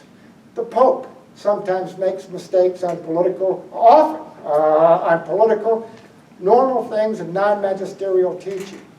But when you question the legitimacy, you're not questioning the Pope, you're not questioning the hierarchy, you are questioning the word of Jesus Christ himself, because he said he would vest that authority in his apostles. So if you're going to tell me that Jesus Christ got it wrong, then he's not God, and why are we bothering with this in the first place? I get a little bit animated, but I don't have much use for people who call themselves Catholics and attack that fundamental principle. So, does that more answer the question, Father? Yeah, it does. All right. It doesn't end the controversy, but anyway. All right. Thank you. Thank you. Yes, sir. Charlie, can you tell us Has your angel showed you any kind of a nuclear confrontation coming? I wouldn't worry about nuclear issues, and why worry at all about how? Everything's coming down. Why worry about how? Does it make a difference whether you're going to be killed by a nuclear bomb or a tidal wave or an you know what I'm saying? Here's the thing that's important to know. Yeah, already we've seen some people die, and we'll see plenty more before it's all over. We got war with China coming. I don't expect much in the way. There may be a random one here or there. I don't expect much because God is not interested in our destruction. That's not what the purpose of this is. He's interested in our reclamation, calling us back to Him. So will there be some destruction? There already has been. I mean, the murders in San Bernardino and Orlando and all over, while we're ignoring the Islamic stuff. The 1.5 million of our brethren in the Middle East are Christian brethren that have been butchered, that have been beheaded, burned, crucified. And what have we done? I mean, I get very upset sometimes because I'll hear people say, well, you don't think much has changed. There's nothing serious. 1.5 million of our brothers have been murdered in the Middle East in 2 years, Christian brothers. And while we're in our comfortable home, so we can still see whatever that show is with the Kardashians, the gal with the big butt, and we're saying nothing is wrong, and we didn't step up, do you think we're not going to be held to account for that? People think sometimes that until the barbarian is at their door wanting to cut their throat, that there's no serious problem. If you don't live solidarity with your brothers, if you don't stand for that, you are held to account. Even more hideously, our State Department, under Barack Obama, while we're talking about taking all these refugees in, and he's already taken, what is it, 15-some thousand? They're specifically barring Christian refugees. Yeah. The very ones that are under assault.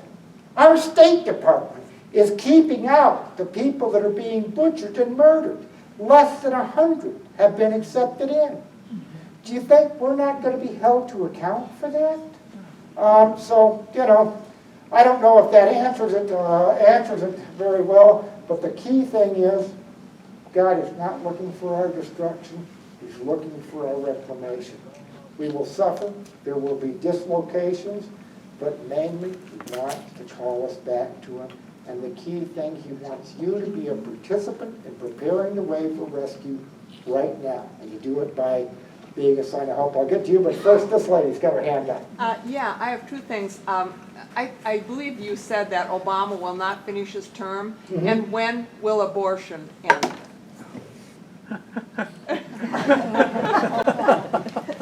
Well, I tell you what, by the time we get to rescue, abortion will have ended. That'll end during the storm. And I did say that Obama will not finish his full term. You could have a blow-up before election. You could have him take emergency powers and extend his term after a false flag operation. And then even if it went to March 23rd, when the inevitable coup followed, that prophecy would still be fulfilled. But the key thing is Inauguration Day. He won't finish his term, and abortion has less than 2 years to exist in this country. Yes, sir, and then I'll come back to you. There's a gentleman here. Yes, sir. Our young adults. Pardon? Our young adults, high school age, college age, are really searching for answers. They're struggling with religion as a whole. Where do we point them to start to get them back on track? For our young adults, talk to them about God's goodness in ages past and that He's always available to those who call on Him. Talk to them where they're at. I got to tell you, I get far fewer young people at my talks than I do otherwise, than I do, you know, I see a lot of gray hairs here. Like me. I used to be hot, young, and beautiful, but I'm not young anymore.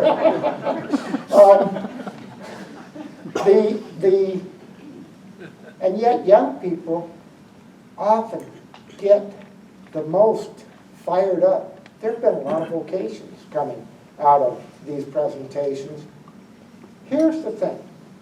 Our young people have been told by our culture, by our society, by government, by the by the media, that life has no meaning. It has no transcendent meaning, so get all the sensations you can, because that's all you get. And if you can impose your will on somebody, if you can be powerful and mighty, that's all the immortality you're going to get. There's a great despair in this heart of that.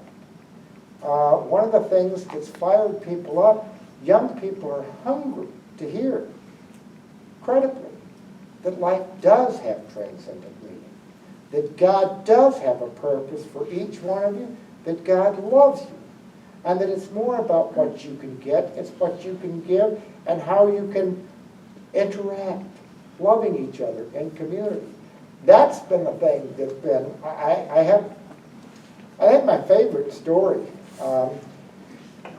in Sacramento, California, and she knows I tell it a lot, her mother, this is just one of them, last year, I was at the volunteer dinner, 15-year-old daughter was doing the grilling.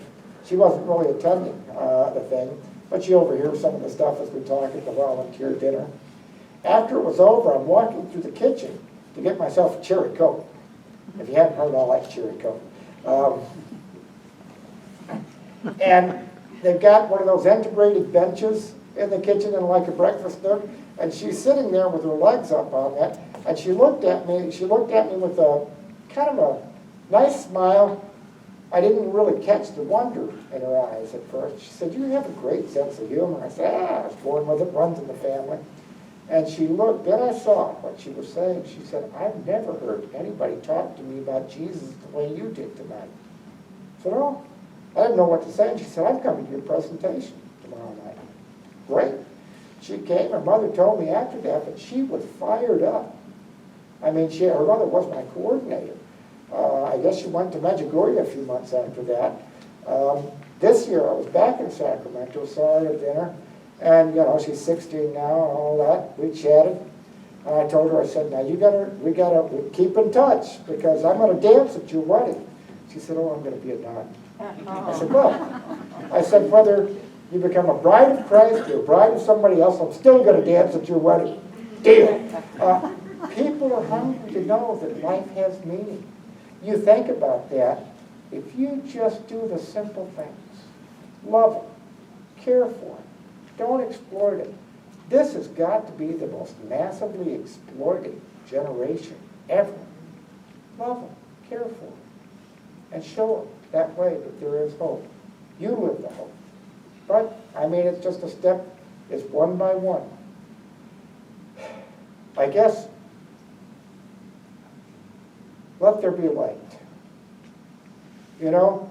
It's not some grandiose move that's going to change things. It's by lighting a candle. Most of you have the experience of a vigil mass, particularly the Easter vigil mass. It starts with the church in darkness, if you're at the right, if it's still the right time of year. And off the Easter candle, they light one candle, everybody lights the candle of the person next to them. Within minutes, the whole church is suffused with light. That's what God is calling us to. Not to come up with some complicated scheme of electric panels and all that. Just light the candle of the person next to you. And then we'll have real joy again. And I guarantee it's true because I'm seeing it across the country. Sorry, yes, ma'am. The visionaries in Medjugorje and Garabandal said that there would be a sign from God, and that it would be a permanent sign, and then we would see each other, that we would see ourselves like God sees us. Mm-hmm. Will this be part of the storm, or will this be after the storm? Might be part of the rescue, who knows? Maybe the rescue is the sign. I have a healthy respect for Medjugorje. I have a healthy respect for Garabandal, but I make no effort whatsoever to collie what I have to say with those. I've got 3 priests who watch over me. My archbishop and my archdiocese assure me that they continue to monitor me. If there's an error, they'll correct it. My whole point, everything I do, is designed to give you heart to make it to the shore of rescue. After the rescue and some mop-up, I'm done. I don't see much beyond that. And I especially, you know, sometimes people try to encourage me, no, you got to stick around for a long time, Charlie. No, there's a huge work here. I try to encourage people to get to the shore of rescue, to give them the heart to stay with that. That's my entire focus. It was made known to me. During the course of that, I will exercise a certain authority. It's very easy to get seduced by authority. I want to be able to enjoy a renewed world for a while. If I step back from it, I will. I'll enjoy my grandkids. I love the idea that my grandkids and my kids are going to live in a world that we could only have dreamed of for most of their lives. They will call us, if we just do our little part, they will call us blessed.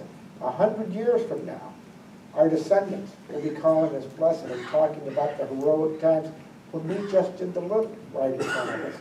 But if I got covetous and wanted to hang on to that, I don't get to enjoy some of that time in the promised land. God will just bring me home. And that, so I stay focused on my little job. You know, I've got a little but intense job. I stay focused on that. I will say, I enjoyed Mariana at Medjugorje. A pilgrim showed me a video of you know, she'll give talks to everything. I fell in love with Mariana because of a question somebody asked. Obviously, I've done tons of questions here across the country. Somebody in the audience asked Mariana, what does Our Lady say about Americans? And Mariana said, well, she says, you're the prettiest and the smartest and the strongest. And about that time, everybody realized that she was having a fun. And I could feel her pain. I could relate to it. The key thing, it's a call to action. Don't worry about how things are going to play out. Worry about doing your part. Your part is very simple. Authentic prophecy is always a call to action.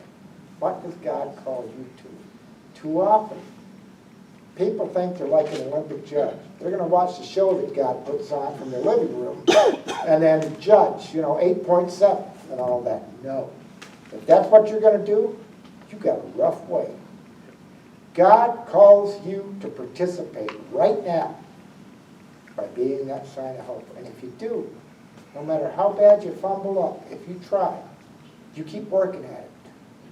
I told you, God will make it a useful tool for you. So, you know, the rescue may involve a permanent sign. Yes? How will we know when it is? Or what does this look like? Why do you need to? Oh, No, I'm serious. I'm not making fun of you.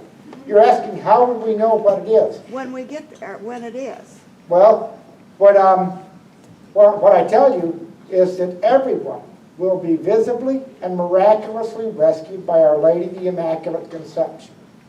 If I tell you that your son is going to come to your house and park his car in your garage, how do you know when he's done it? When you see it. Watch him wait. You'll know. I often tell people, they want to see God in the thunder. If God speaks to you in the thunder, you won't miss it. Don't worry about that. But he speaks to each of us, all of us, 1,000 times a day in little whispers.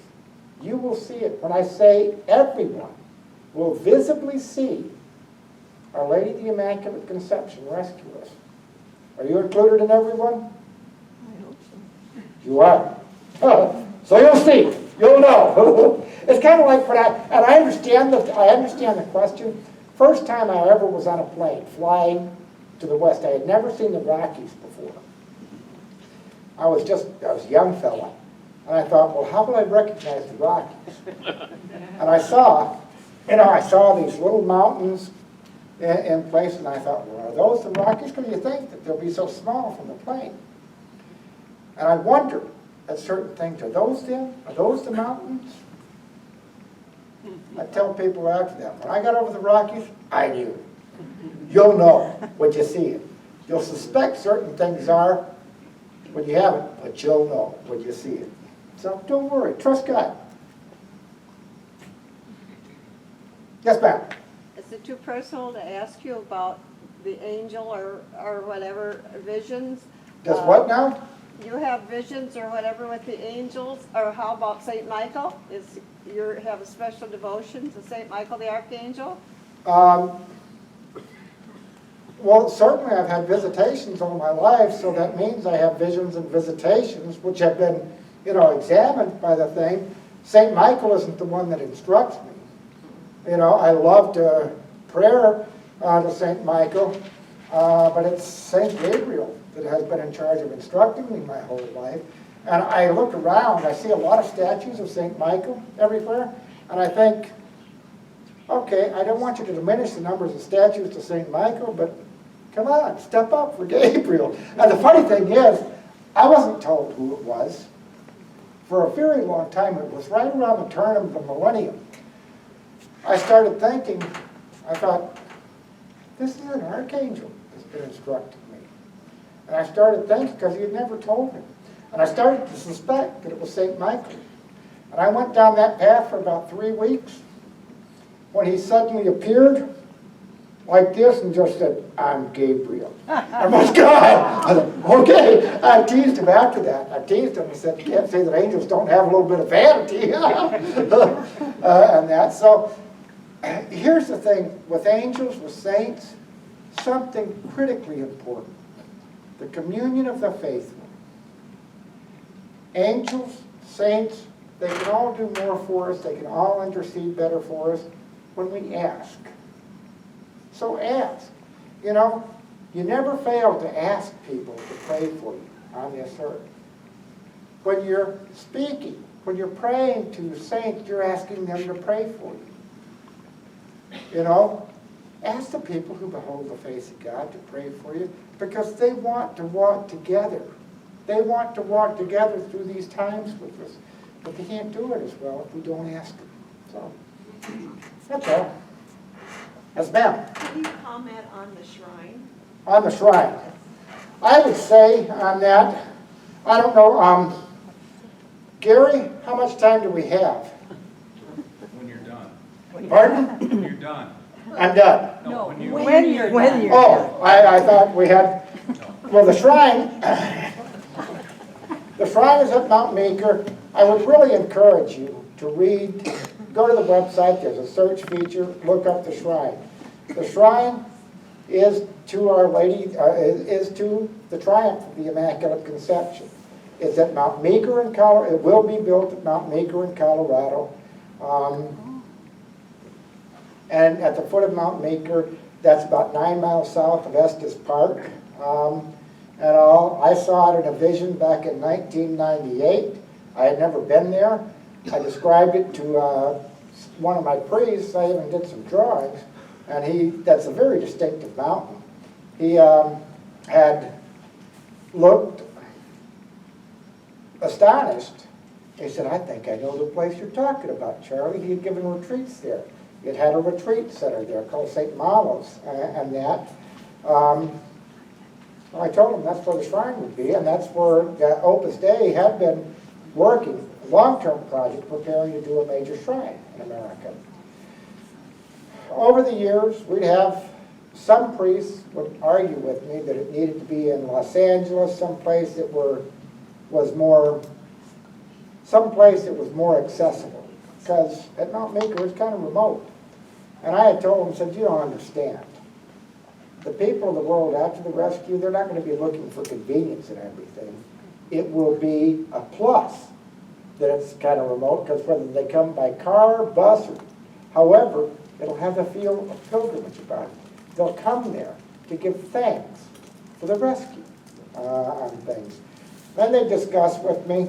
I mean, I had seen it. They would discuss with me. Some would tell me, say, well, it can't be built there, Charlie, because it has, it's already got a retreat center there. And that thing, I don't care for logical arguments, I just tell them that God always gets his way. You know, it's fine. God always gets his way. Don't ever play Jeopardy with him.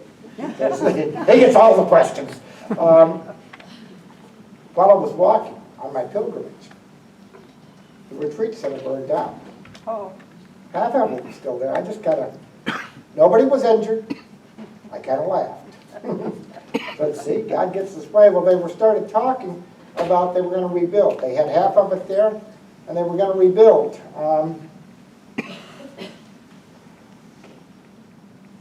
Again, the excuses to me, I said, look, you could plan to build, a shrine is always a good thing in Los Angeles or San Francisco or wherever, but this is where the shrine will be, and God always gets his way. And you've already had a sign. Do you remember the flooding in Colorado a few years ago that isolated certain towns and washed out entire roads? The epicenter of it was in Mount Meeker. I mean, it was boulders, all those things falling through trees. It cleared out forests and everything. That put an end to the retreat center. God himself cleared the ground. I just kind of chuckled. I said, see? When I walked, it's really cool. If you look at the spot at Mount Meeker, when I was walking, I always knew that I would end with a novena in the mountain up at Mount Meeker, where the shrine would be. That was the first time I ever saw it in person while I was walking. When I got there, I discovered a few things that I did not know. I always say a novena to Our Lady of Fatima every month of the apparitions. And every month except August, I started on the 5th and ended on the 13th. In August, I started on the 13th and ended on the 21st.